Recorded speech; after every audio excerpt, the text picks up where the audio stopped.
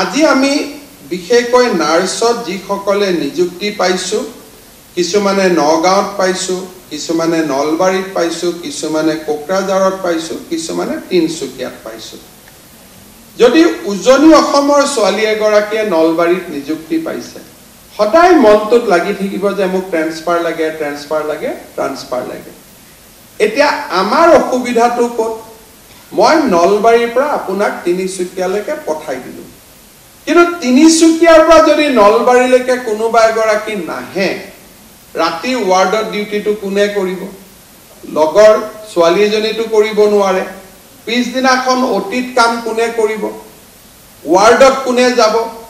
আমাৰ অসমত আটাইতকৈ ডাঙৰ কথাটো হ'ল যে সকলোৱে নিজৰটো ভাবিব যে মই যদি ডিব্ৰুগড় তিনিচুকীয়া যাব পাৰোঁ বা ডিব্ৰুগড় তিনিচুকীয়াত থকা ছোৱালীজনী নলবাৰীত আহিব পাৰে, আমি ভাবোঁ যে আমাৰ কামটো হৈ গ'ল। চৰকাৰেও আনিব খোজে, চৰকাৰৰো কোনো আপত্তি নাথাকে, কিন্তু কোনোবা এগৰাকী যদি তাত নাযায়, আমি মেডিকেল কলেজখন কেনেকৈ চলাম? আজি ইয়াত আমাৰ মেডিকেল কলেজৰ প্ৰিন্সিপালসকল বহি আছে, ছুপাৰিণ্টেণ্ডেণ্টসকল বহি আছে। এগৰাকী নাৰ্ছ ট্ৰেন্সফাৰ হৈ গ'লেও, এগৰাকী ডক্টৰ উইদাউট ৰিপ্লেচমেণ্ট ট্ৰান্সফাৰ হৈ গ'লেও তেওঁলোকৰ বহুত কষ্ট হয়, হস্পিটেলখন চলাব নোৱাৰা হৈ যায়। সেইকাৰণে মই গোটেই ছোৱালীসকলক অনুৰোধ কৰিম যে অসম চৰকাৰে নতুন এটা ব্যৱস্থা আৰম্ভ কৰিছে। 2 অক্টোবৰৰ পৰা আৰম্ভ কৰিম। অৱশ্যে নতুন আজি চাকৰি পোৱাসকলৰ কাৰণে এইটো খোলা নাথাকিব, এবছৰ পিছৰ এই ব্যৱস্থাটো আমি ল'ব পাৰিম যে কোনোবাই যদি ক'ৰবাত যাব খোজে, 2জনী ছোৱালীৰ মাজত কথা পাতি লওক।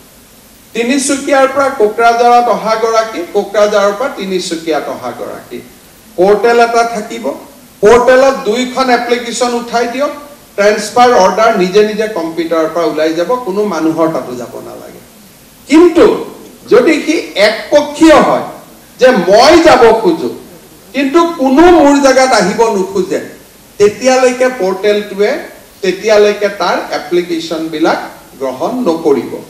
তাৰ কাৰণে আমাৰ 800 ছোৱালী বা আৰু 3000 ছোৱালীয়ে কাম কৰি আছে। নিজৰ মতে মেডিকেল কলেজখিনি সজাই লওক, আমাৰ কোনো আপত্তি নাই, কাৰণ আমি এটা ভাবি নিযুক্তি দিছোঁ। আমাৰ নিযুক্তিটো ভুলো হ'ব পাৰে। নলবাৰী ছোৱালী, নলবাৰী এড্ৰেছ চাই দিছোঁ, কিজানি ডিব্ৰুগড়ত ল'ৰা এটাৰ লগত বিয়া হ'ব, কালি পৰহিত তেখেত ডিব্ৰুগড়ত যাব লাগিব। গতিকে আমি মানুহৰ এড্ৰেছবিলাকতো আজি যিটো দিছোঁ এইটোৱে নাথাকে। আমি সদায় চেষ্টা কৰোঁ যে যদি এই ৰিক্ৰুটমেণ্টতে আপোনালোকে চাব যে তিনিচুকীয়াৰ ফালৰ যিমানে এড্ৰেছ দিছে আমি তিনিচুকীয়াতে দিব যত্ন কৰিছোঁ, কিন্তু যদি তিনিচুকীয়াৰ পৰা আৰু বেছি ছোৱালী পাছ কৰিছে, লখিমপুৰ ধেমাজিৰ পৰা আৰু ছোৱালী পাছ কৰিছে, তাইকতো আমি নগাঁৱত দিব লাগিব। যদি নগাঁৱত বহুত ছোৱালী পাছ কৰিছে, তাইক আমি নলবাৰীত দিব লাগিব। সেইকাৰণে নিজৰ ভিতৰতে আপোনালোকে এই হিচাপ নিকাচটো মিলাই ল'লে আমাৰ কোনো অসুবিধা নহয়।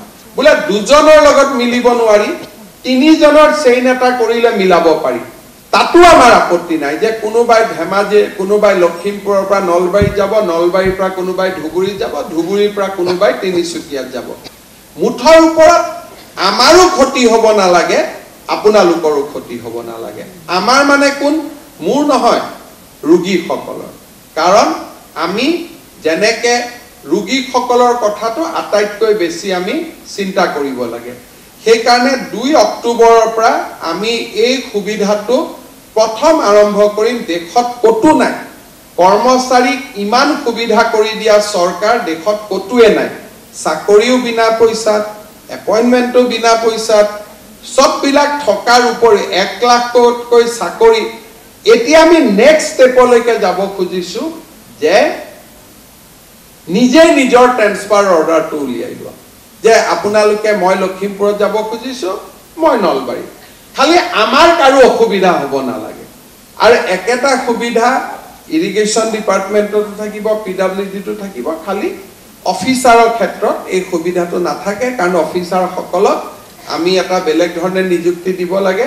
কিন্তু 3য় আৰু 4ৰ্থ শ্ৰেণীত কাম কৰা সকলোকে এইবাৰ আমি এইটো সুবিধা দিব খুজিছোঁ যে আপোনালোকে যাতে নিজেই নিজৰ ভিতৰত মিউচুৱেল ট্ৰান্সফাৰ কৰি ল'ব পাৰে অফিচতো যাব নালাগে ডিএমই তাতো যাব নালাগে ডিএক্সএছ তাতো যাব নালাগে খালি আমি প্ৰত্যেক 2 মাহৰ মুৰে মুৰে কম্পিউটাৰত যিমান এপ্লিকেশন আছে আমি অৰ্ডাৰখিনি অটোমেটিক উলিয়াই দিম যে এভৰি 2 মাহ নতুন নতুন অৰ্ডাৰ প্ৰত্যেক 2 মাহত উলাই থাকিব এইবাৰ মই মিউচুৱেলত সংগী নাপালো অহাবাৰ পাম অহা 2 মাহত আবেদন কৰিব পাৰিম তাৰ পিছৰ 2 মাহত পাম তাৰ পিছৰ 2 মাহত আবেদন কৰিব পাৰিম আৰু নিজৰ ভিতৰতে আমি মিলামিছা কৰি ৰাখিব পাৰিম আজিয়ে বুক কৰি থৈ দিব পাৰে যাতে বেলেগক নিদিয়ে যে তোৰ জায়গাত মই যাম মোৰ জায়গাত তই যাবি আজিয়ে বুক কৰি থৈ দিলেও কথা নাই কিন্তু আপোনালোকে এই সুবিধা এবছৰ পিছত পাব কাৰণ প্ৰথম জয়েন কৰাৰ লগে লগে জয়েন কৰা ছোৱালীক আমি ট্ৰান্সফাৰ নিদিও